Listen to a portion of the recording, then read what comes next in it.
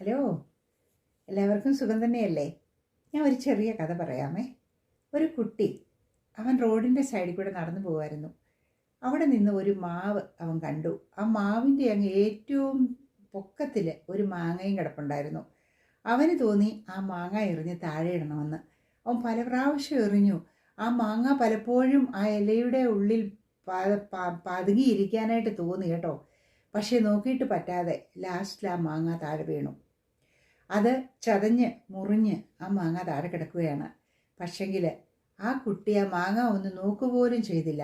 അവൻ അങ്ങ് നടന്നു നീങ്ങിപ്പോയി. അത് അവൻ്റെ ഒരു ചെറിയ വിനോദമായിരുന്നു.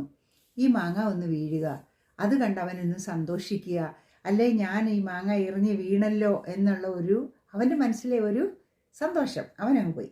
ഇതുപോലൊക്കെയാണ് നമ്മുടെ ജീവിതത്തിൽ ചിലപ്പം പറ്റുന്നത്. ചിലപ്പം മറ്റുള്ളവർക്ക് തോന്നും, ഇവർക്കിട്ടൊന്ന് കുത്തിയാലോ. അവർ കുത്തും, പല പ്രാവശ്യം കുത്തും. പല പ്രാവശ്യം കുത്തിക്കഴിഞ്ഞ് ശരിക്കും ആ കുത്തുന്ന ആൾ വീഴും. അത് കണ്ടിട്ട് ഈ കുത്തിയ ആൾക്കാരുണ്ടല്ലോ, അവർ നടന്നു പോകും.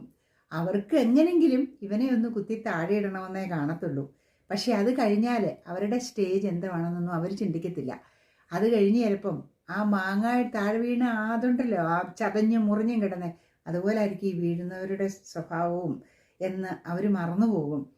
ഇത് ചെയ്യാതിരിക്കുന്നതല്ലേ നമ്മൾ നല്ലത്?